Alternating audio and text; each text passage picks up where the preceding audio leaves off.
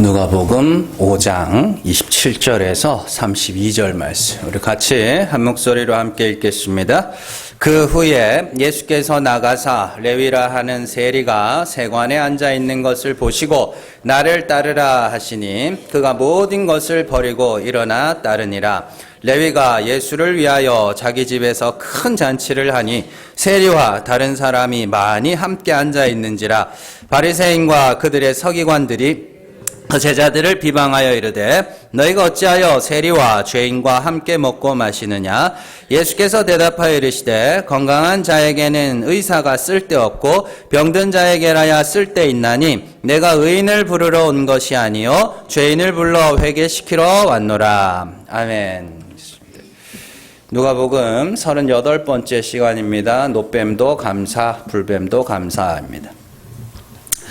대부분의 그 기업들은요, 핵심 기술, 자기 회사의 핵심 기술들을 보호하기 위해서 다양한 방법들을 사용해 왔습니다. 오늘날 기업들이 핵심 기술을 보호하기 위해서 사용하는 방법이 두 가지인데, 첫 번째가 뭐냐면 특허를 내는 거죠. 특허. 이 기술은 우리 회사의 고유 기술이다.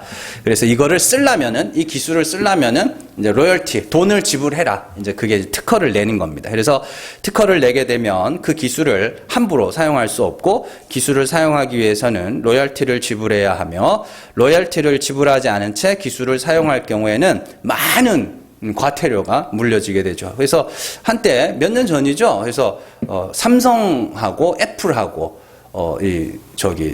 특허 전쟁이라고 불리는, 그게 우리나라, 일본, 미국, 네덜란드 또 어디더라, 하여튼 거기 전 세계 법정에서 특허 소송이 붙었어요. 그래서 그게 수천억 대 특허 소송이 붙어가지고 어디서는 이기고 어디서는 지고 뭐 이렇게 해가지고 그렇게 한 2, 3년 정도 굉장히 시끄럽게 했던 적이 있었죠. 그게 특허입니다. 기술을 지키는 거예요. 기술도 특허 내용 중에는 되게 웃긴 게 있어요. 이렇게 이렇게 동그랗게 한 거, 홈 버튼 이런 거 우리 기술인데 쟤네들이 따라했다고 그러는 것도 있고. 자, 그리고 두 번째로 핵심 기술을 보호하는 방법이 도제 방식이라는 겁니다. 도제가 뭐냐면 그 아들이나 그 특정 인물 한두 사람에게만 기술을 전수하는 거예요. 그러니까 이 기술을 외부로 절대 알리지 않기 위해서 정말 내가 믿는 사람, 내 밑에서 배우는 사람, 이 사람들에게만 기술을 전수하는 방법을 이제 도제 방법, 도제 방식 뭐 이렇게 부릅니다. 그래서 이 특허라는 거는 로열티를 지불하면 기술을 사용할 수 있거든요. 그래서 로열티를 지불하고 특허를 받아서 기술을 이렇게 내가 쓰잖아요. 그 기술을 약간 변형해서 또 다른 특허를 낼 수도 있습니다. 그렇기 때문에 특허라는 건 완전히 이걸 보호하지는 못하거든요. 근데 이게 제일 이제 정말 이거는 이 기술은 절대로 노출되면 안 된다. 그런 기술들은 그 도제 방식을 통해서 대대로 이어가게 되는 것이죠. 제일 대표적으로 그 코카콜라. 네, 전 세계 2명 압니다. 코카콜라 레시피는. 지금 살아있겠죠? 그 대대로 물려오고 있거든요. 그 길. 그래서 그 주인만 알아요. 그래서 막 사람들이 밝혀내려고 막 해봐도 도저히 밝힐 수가 없어요. 그래서 온갖 이제 그런 추측들만 난무하는 그런 상황인 거죠. 그런 것들이 이제 도제 방식이라고 이야기합니다. 그래서 이런 도제 방식이 제일 많이 발달한 나라가 어디냐면 일본이에요. 일본이 그래서 양자 문화가 굉장히 많이 발달해 있다고 이야기를 합니다. 그래서 기술을 가지고 있잖아요. 그럼 그 기술을 특허도 안 내요. 자기 아들한테만 물려줘요. 근데 물려줄 아들이 없잖아요. 그럼 뭐 해야 돼요? 양자 삼아야 될 거 아니에요. 그래서 자기를 양자로 삼아서 물려주고. 근데 그게 굉장히 일본 기업들이 수백 년씩 이렇게 살아남을 수 있는 방법 중에 하나 그겁니다. 우리나라는 막 금방 기술 이렇게 해가지고 막 퍼뜨리면 또 따라하고 막 이래가지고 엉망진창 되는데 일본은 이제 그런 것들이 잘 발달해 있다고 이야기를 하죠. 그리고 또 이렇게 자료를 찾다 보니까 재미있는 회사가 또 있어요. 이게 화낙이라는 로봇 만드는 회사입니다. 로봇 만드는 회사인데 그 로봇 만드는 기술이 어마어마하게 이제 중요한 기술들이 많나 봐요. 그래서 그 로봇 만드는 회사에서는 절대 디지털 기기, 핸드폰이나 이런 거 사용 못 합니다. 전부 컴퓨터도 없어요. 전부 이게 종이로 서류 작성해가지고 그걸로 이렇게 한다 그래서 제일 로봇 만드는 기술이면 제일 최첨단 기술인데도 불구하고 이 운영 방식은 진짜 옛날 방식을 고수하는 그런 것도 있다고 그럽니다. 그래서 이렇게 여러 회사들이 다들 이제 자기 고유의 그런 정보나 기술들을 보호하기 위해서 그런 여러 가지 방법들을 사용하고 있습니다. 근데 이제 최근에 재미있는 현상이 벌어지고 있어요. 특히 이제 요식업에서 음식 만드는 그런 식당이나 이런 데서 많이 일어나는 현상인데 그 핵심 기술들을요 공개하기 시작했습니다. 예. 여러분들이 음식 레시피 같은 것도 특허 내면 함부로 못 써요. 그거. 그래서 이렇게 맛집이라 불리는 식당들의 그 레시피가 막 공개를 하기 시작했어요. 그래서 사람들이 저렇게 하면 저 음식 만드는 비법이나 이런 것들을 공개를 하면 망하지 않을까? 뭐 걱정을 할 거 아니에요. 그래서 공개하는 사람들한테 그러면은 당신 똑같이 만들어서 그러면 어떡하냐고 그랬더니 가르쳐줘도 안 한대요. 비법을 공개해도 워낙 힘들고 손이 많이 가고 부지런해야 되니까 가르쳐줘도 안 한대요. 가르쳐줘도 안 하고 또 이렇게 특히나 음식 같은 가르쳐주면 가르쳐준 대로 해야 되거든요. 근데 자꾸만 자기가 뭘 거기다가 더하고 빼고 막 이러면서 음식이 제대로 안 된대요. 그래서 가르쳐줘도 할 사람만 한대요. 그러니까 나만 돈 많이 벌고 싶은 마음도 없고 가르쳐 줄 테니까 할 사람은 따라해서 같이 부자 되자. 그런 마음으로 이제 그렇게 레시피나 이런 것들을 기술들을 오픈하는 그런 일들도 있습니다.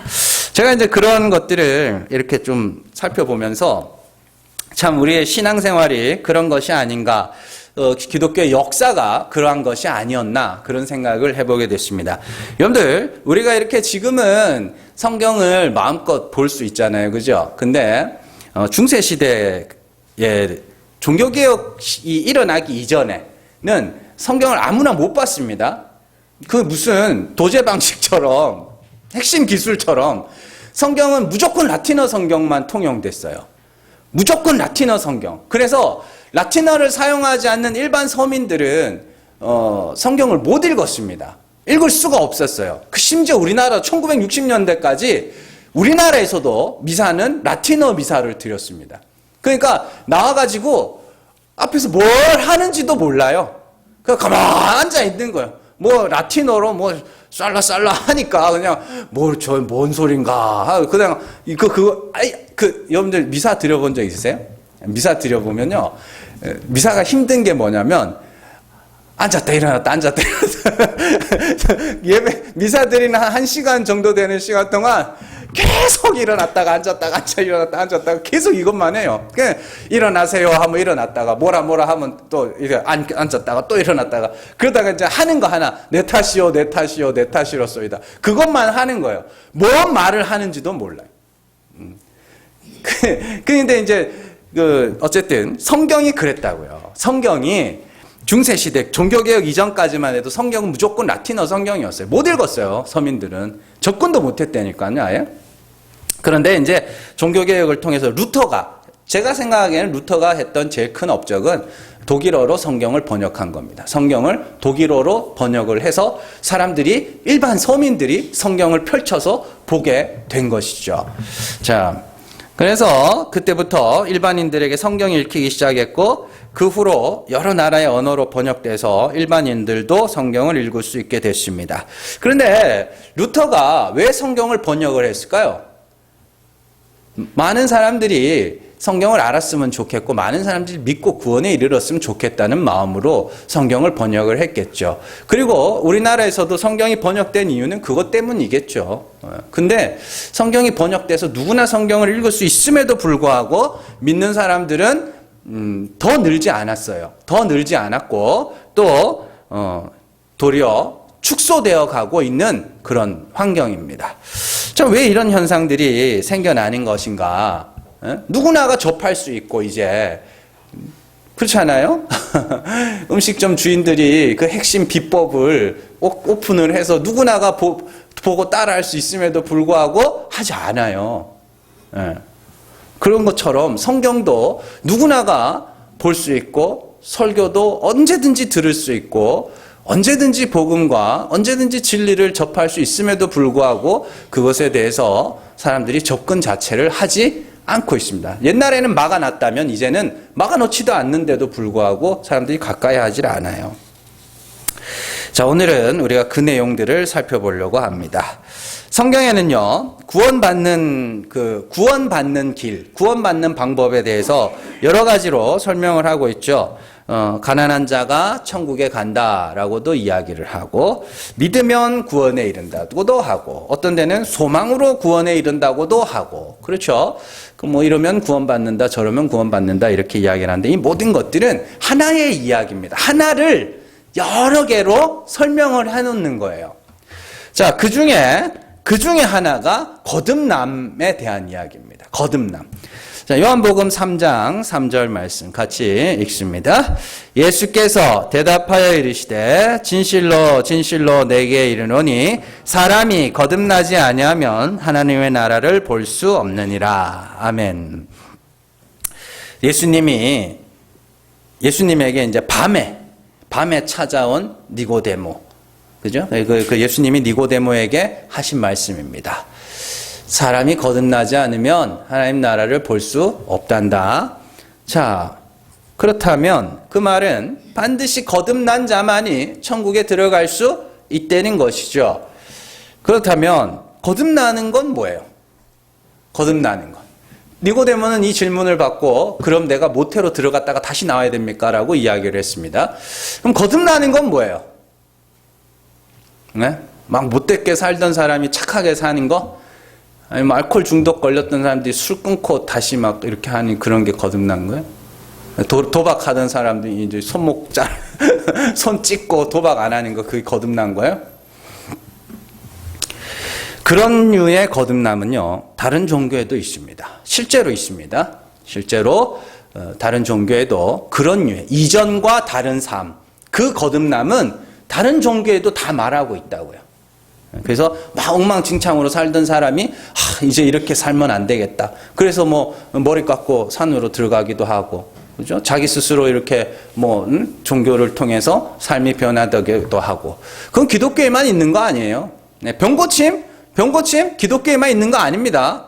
네. 절에서도 많이 일어나요, 실제로.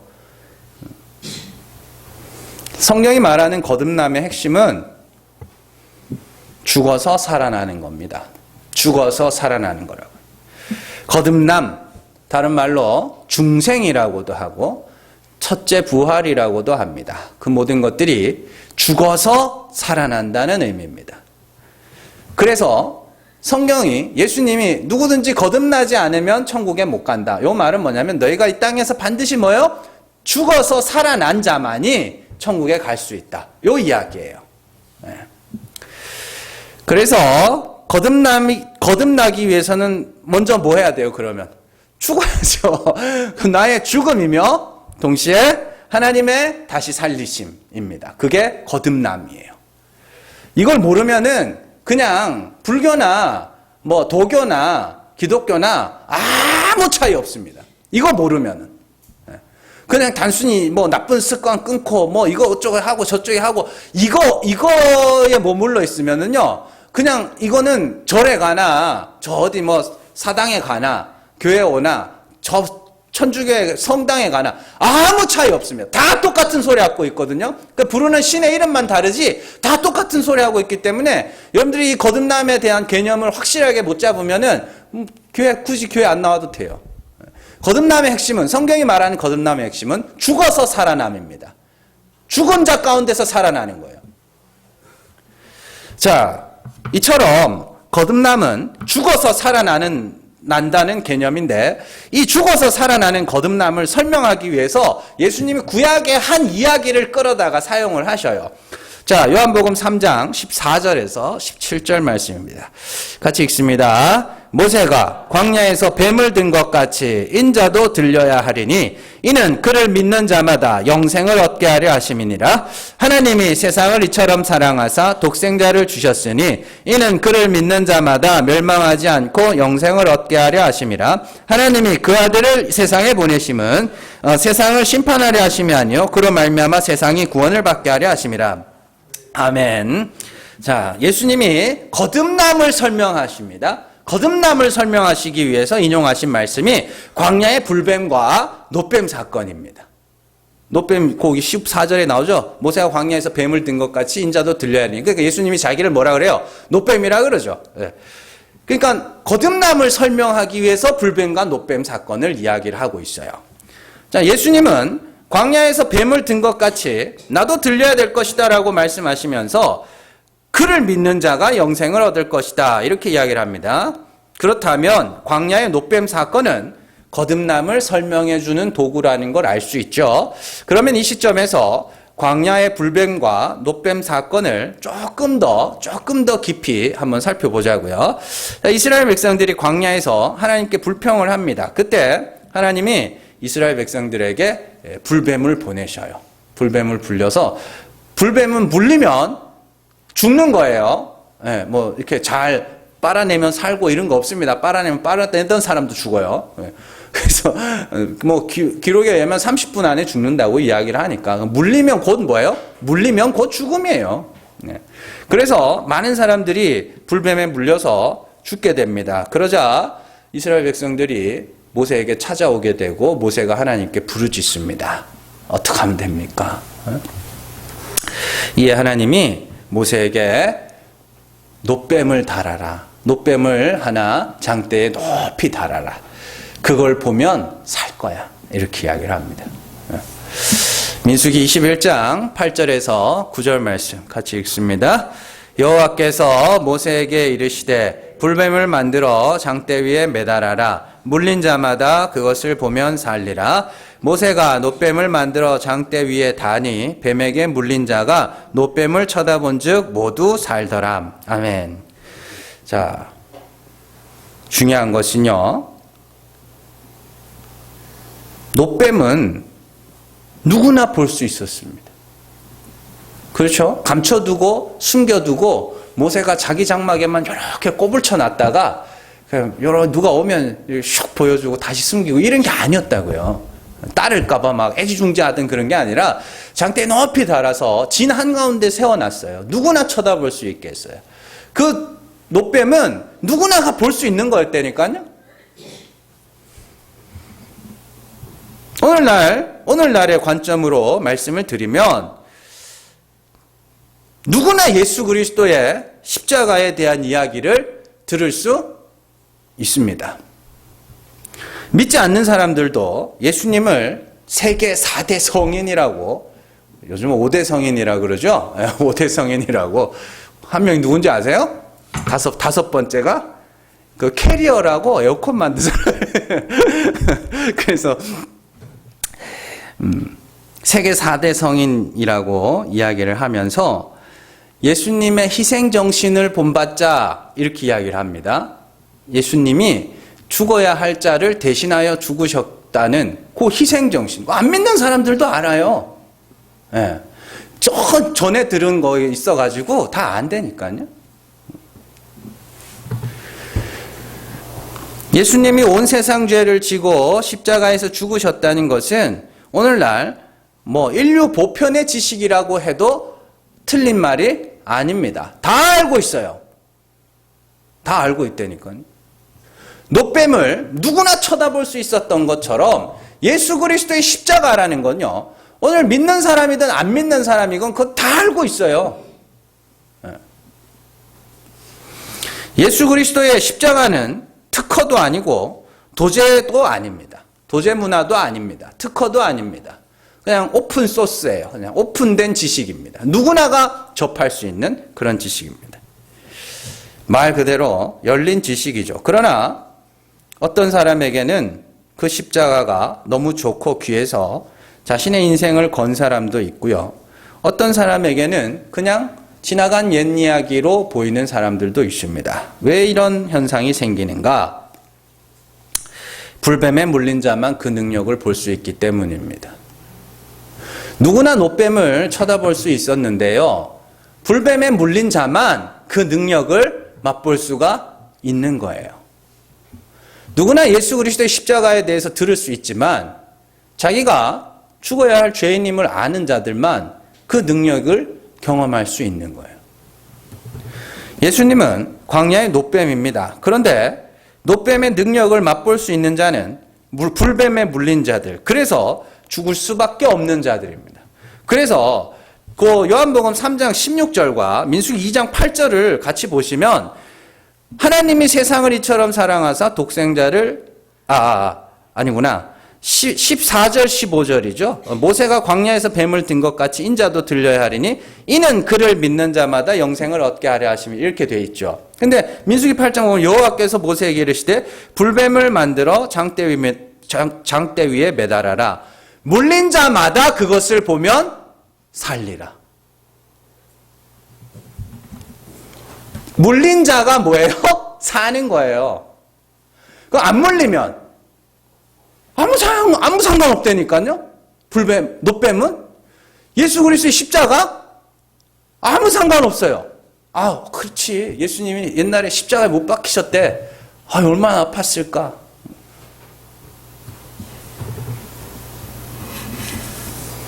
그게요, 거듭남이잖아요. 지금 예수님이 거듭남을 설명하기 위해서 광야의 불뱀과 노뱀 사건을 이야기하는 거 아닙니까? 거듭나기 위해서 첫 번째 조건이 뭐예요? 죽는 거라니까요. 그래서 불뱀으로 뭐 하시는 거예요? 죽이시는 겁니다. 그리고 죽은 자가 뭐예요? 노뱀으로 말미암아 사는 거죠. 그게 거듭남이라고요. 네. 자신이 죽어야 할 죄인임을 알게 된 자들이 예수 그리스도의 십자가를 필요로 하게 되는 겁니다. 그게 거듭남이에요. 그러니까 믿는 것과 거듭나는 게 무슨 신학 보면은 믿음 다음에 중생이 있고 회개가 있고 중생이 있고 뭐가 있고 단계로 설명을 하는데 하나예요, 하나. 거듭남이나 믿는 거나 똑같은 거라니까요.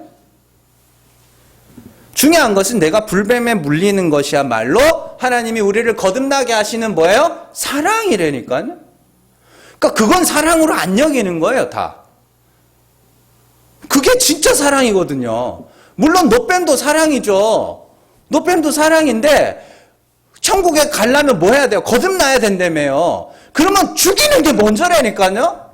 그 진짜 우리에게 실질적으로 와닿는 사랑은 불뱀이에요. 내가 죽어야 할 자임을 아는 거. 내가 죽게 된 자임을 아는 거. 그게 진짜 사랑이란 말입니다. 그래서 세상은 우리가 받은 사랑을 알 수 없다고 이야기를 하는 거예요. 요한일서 3장 1절 말씀 같이 읽습니다. 보라, 아버지께서 어떠한 사랑을 우리에게 베푸사 하나님의 자녀라 일컬음을 받게 하셨는가. 우리가 그러하도다. 그러므로 세상이 우리를 알지 못함은 그를 알지 못함이라. 아멘. 하나님이 우리에게 어떤 사랑을 베푸셨는데 세상이 우리가 받은 사랑을 알지 못한대요. 왜 몰라요? 하나님이 예수 그리스도를 통하여 자기의 사랑을 나타내신 건 다 안되니까요. 근데 뭘 모르는 거예요? 그 십자가 나랑은 아무 상관이 없는 겁니다. 아무 상관이 없는 거예요. 내가 뱀에게 물려서 죽게 된 자인지를 모르는 거죠.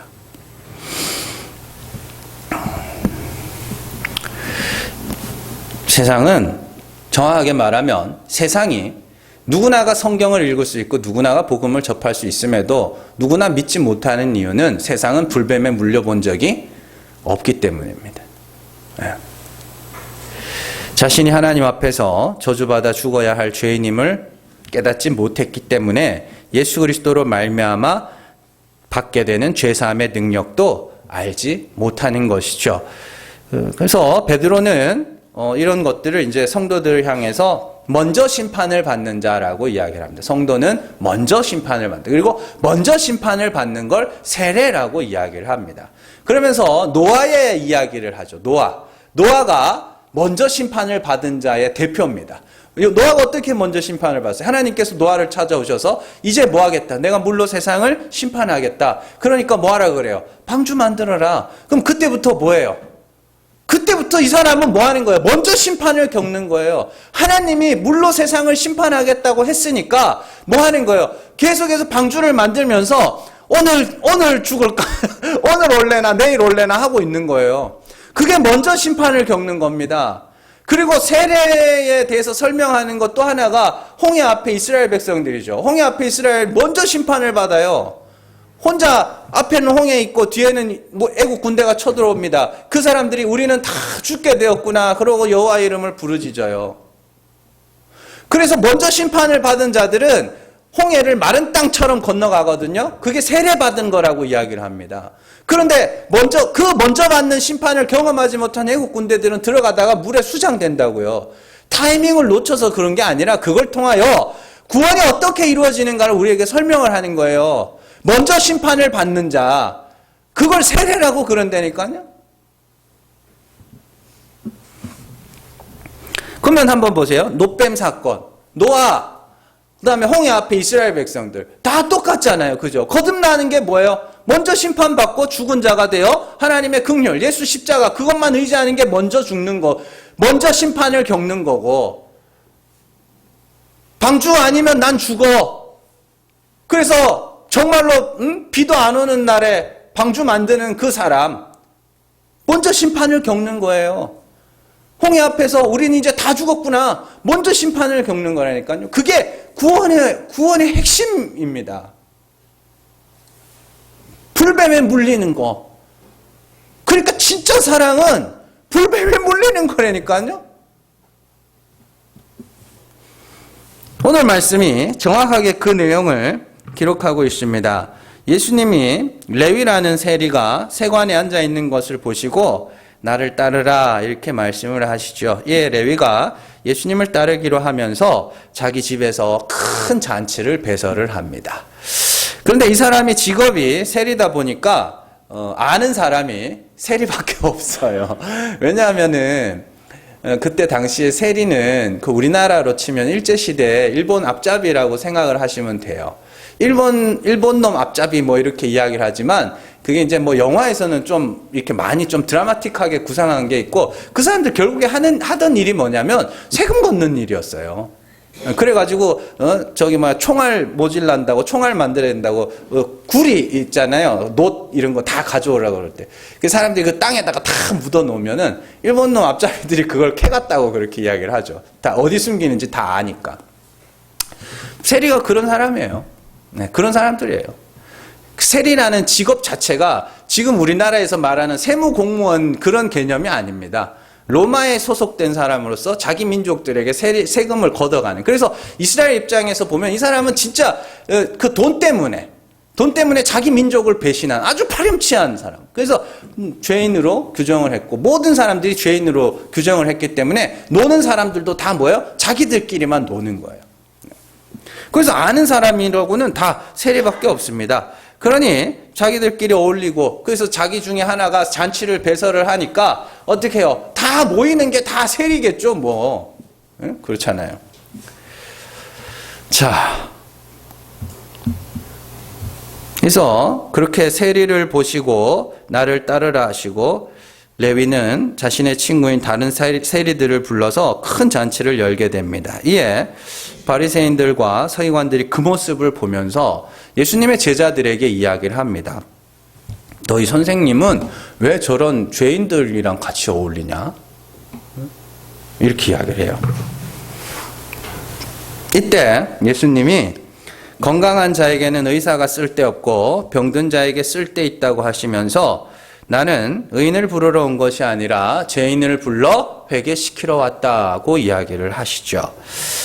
여러분들, 누구나가 손가락질하는 죄인, 누구나가 욕하는 죄인, 또 자기 자신도 자기가 죄인임을 알아요. 예수님은 나는 그 사람들을 위해서 왔어. 세리를 위해서 온 게 아닙니다. 세리를 통해서 그걸 설명을 하는 거지. 네. 나는 그들을 위해서 왔다고 이야기를 합니다. 동시에 의인을 부르러 온 것이 아니라고 합니다. 왜냐하면 예수님은 죄인들을 회개시키며 또한 회개하는 자들의 죄를 사하시기 위해서 오셨기 때문이죠. 그렇기 때문에 하나님은 택하신 자들을 예수 그리스도에게로 인도하기 위해서 그들의 죄를 뭐 하시는 거예요? 드러내시는 겁니다. 그러니까 여러분들은 죄인으로 드러나야 돼요. 예.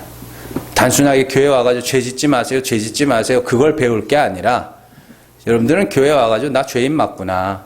여러분들의 삶을 통해서 나 죄인 맞구나. 그걸 배우셔야 된다고. 언제까지요? 죽을 때까지. 예. 그거 배우셔야 된다고요. 그러니까 자꾸 죄 안 짓는, 어떻게 하면 죄를 안 지을 수 있을까요? 그게 아니라 나 죄인 맞네요. 전엔 아닌 줄 알았는데 전엔 아닌 줄 알았는데 나 죄인 맞네. 이게 맞는 거예요.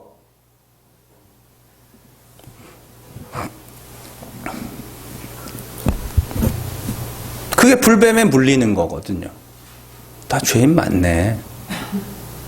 잘난 게 없었네. 그것이 성경이 말하는 겸손이며 그것이 성경이 말하는 낮아짐입니다.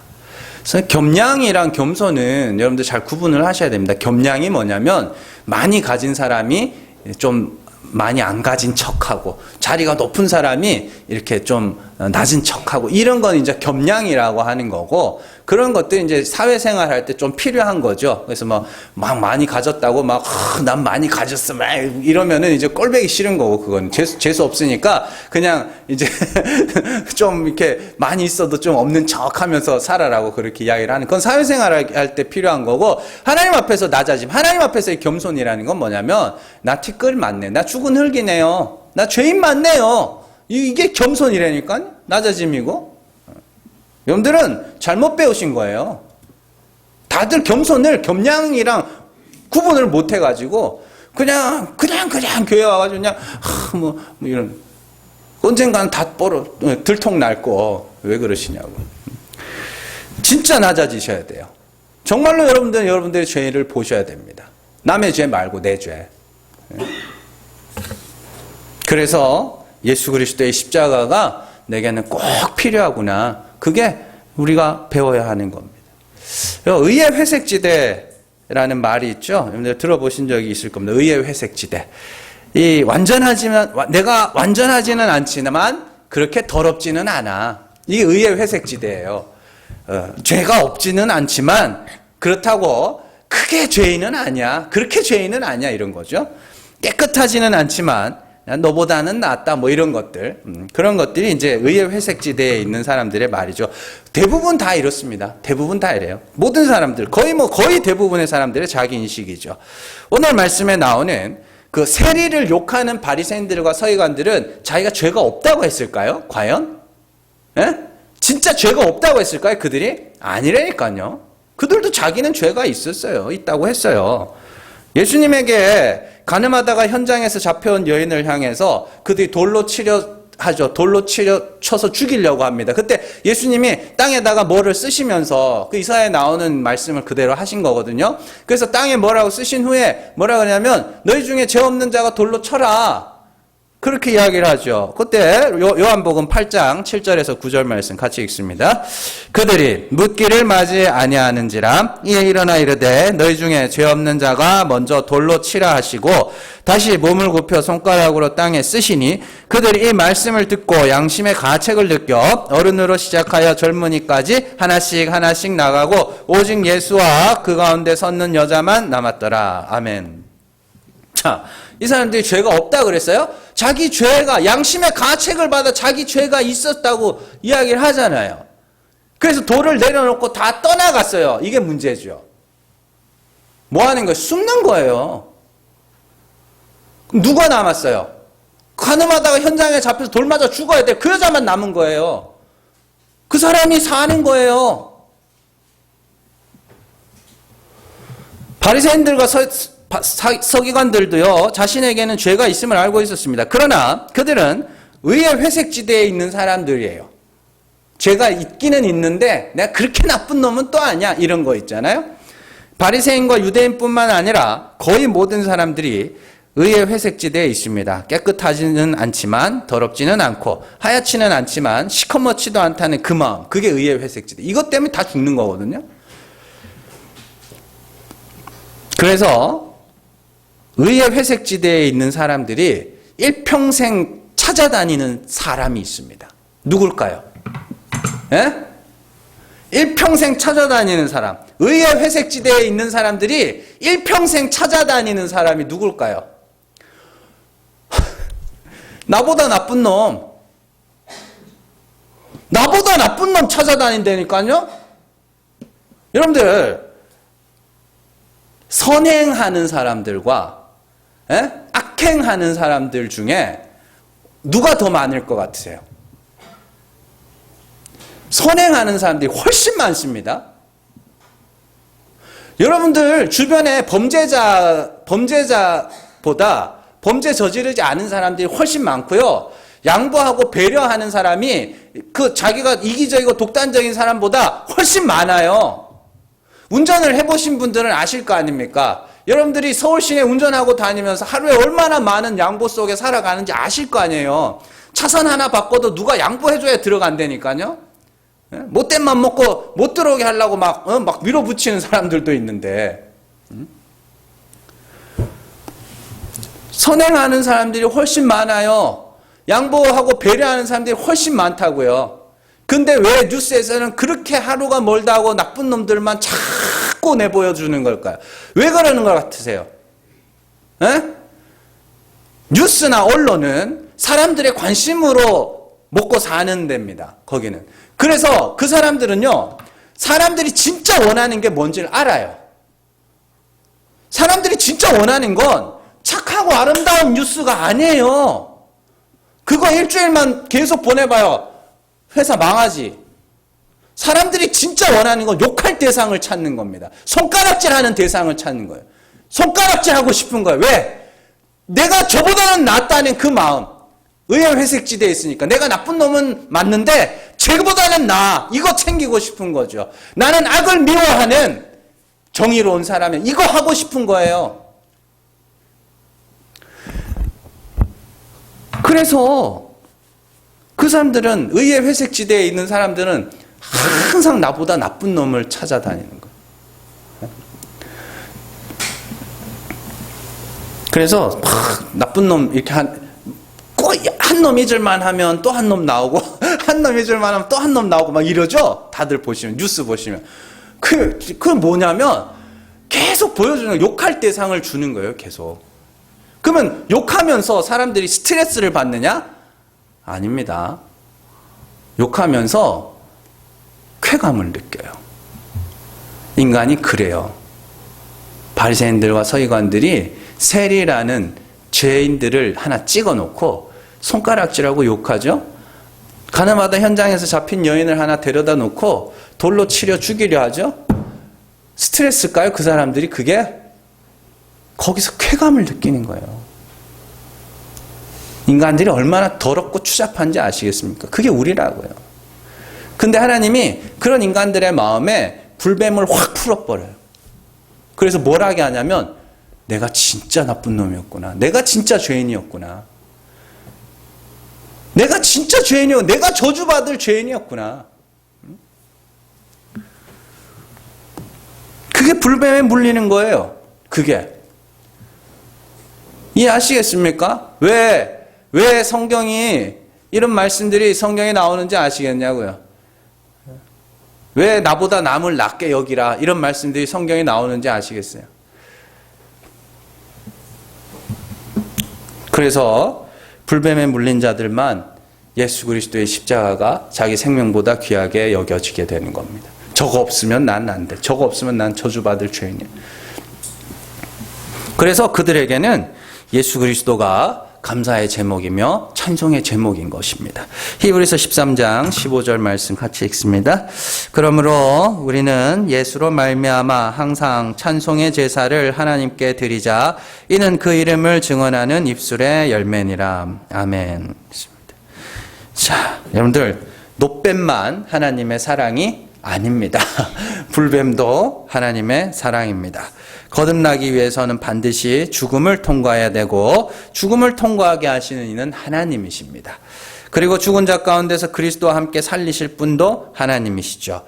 여러분들, 의의 회색지대에서 다른 사람들과 비교하면서 나보다 나쁜 사람들 보면서 위로를 얻는 그 값싼 위로 얻지 마세요. 제발. 사람들 보면서 손가락질 그만하셔도 돼요. 그게 너무 익숙해져 있잖아요. 그죠? 완전한 죄인의 자리에서 예수의 십자가를 보시라니까요. 나보다 나쁜 놈 보고 거기서 위로를 얻지 마시고 진짜 완전한 죄인의 자리에서 예수 그리스도의 십자가로 위로를 얻으시라고요. 그게 사도 바울이 말하는 위로입니다. 그리스도와 같은 고난을 받는 자들이 그리스도로 말미암아 위로를 얻는다고요. 그 위로를 얻으셔야 되는데 자꾸 사람에게서 위로를 얻는 거예요. 진짜 말도 안 되는 위로. 저건 죽여야 된다니. 저건 때려 죽여야 된다는 거예요. 그러면서 위로를 얻는 거예요. 사람들이 거기서. 얼마나 웃겨요, 그게. 그러니까 텔레비전은 계속해서 위로할 거리를 주는 거예요. 텔레비전 나쁜 놈 흉악범들 자꾸 보여주면서 위로 받으세요, 위로 받으세요 하는 거예요. 그 사람들이 뭐 그 소식을 뭐한테 그게 우리에게 뭐 유익이 있다고 보여주겠어요? 유익이 있으니까 보여주는 거예요. 위로 받으세요. 이렇게 세상에 이렇게 나쁜 놈도 있습니다. 위로 받으세요, 위로 받으세요. 왜 그러냐고. 왜 거기에 휘말려가지고 같이 손가락질 같이 욕하면서 그렇게 미친놈처럼 그런 위로를 찾냐고요. 예수 십자가예요. 불뱀에 물려서 죽게 됐는데 예수 십자가로 위로 얻지 않으면 뭘로 위로 얻겠습니까? 오늘 우리가 추수감사주일인데 이번 한 해도 여러 가지 일들이 있었지만 참 하나님 은혜로 잘 지낼 수 있게 해주셔서 너무 감사합니다. 하나님이 많은 것을 주셨고 교회도 생각하지 못하게 참 풍성하게 해주셔서 진짜로 감사해요. 그런데 이 땅의 것들에 대한 감사는요, 이 땅의 것이 떠나가면 그 감사도 없어집니다. 돈이 많이 생겨서 감사하던 사람들도 돈이 떠나가면요, 그 감사도 없어져요. 같이. 그렇죠? 건강으로 감사하던 사람들도 건강이 떠나가면 그 감사도 없어져요. 교회? 여기서 성도들 나가면 없어져요. 하나님 이렇게 빈자리 채워주셔서 감사합니다 하던 것도 없어진다고요. 다 없어져요. 근데 끝까지 우리 곁에서 남아있는 건 하나님의 사랑이에요. 그 하나님의 사랑은 노뱀만 하나님의 사랑이 아니라 불뱀도 하나님의 사랑입니다. 그래서 내가 내 죄를 알고 정말로 내가 죽어야 할 죄인임을 알게 된 것도 하나님의 사랑이고, 그러나 그 모든 죄가 그리스도로 말미암아 사함을 받게 한 것도 하나님의 사랑입니다. 그게 여러분들이 십자가의 능력을 맛보는 거거든요. 자, 여러분들 모든 암 있죠, 암. 모든 암을 정복하면 평균 수명이 얼마나 늘어날 것 같으세요? 모든 암을 정복하면 3년 정도 늘어난다고 그럽니다. 평균 수명이. 모든 암을 다 정복한다고 했을 때 평균 수명이 3년 정도 늘어난다고 그래요. 근데 이 100년 전과 비교하면은 인간 수명이 40년 정도 늘었다 그래요. 평균 수명이 40년 정도. 그런데 무슨 일이 있었길래 40년이나 늘어났을까요? 평균 수명이. 그게 뭐냐면 인간 평균 수명을 30년 정도 늘린 게 뭐냐면 백신이에요. 2살 이전에 맞는 그 필수 접종 있죠? 필수 예방 접종. 그게 평균 수명을 30년 정도 늘린 거예요. 왜냐하면은 옛날에는 유아 사망률이 엄청나게 높았다고. 그래서 우리 이 어르신들이 옛날 조선시대 보면 이름이 여러 개가 있었죠. 몇 개가 있었죠.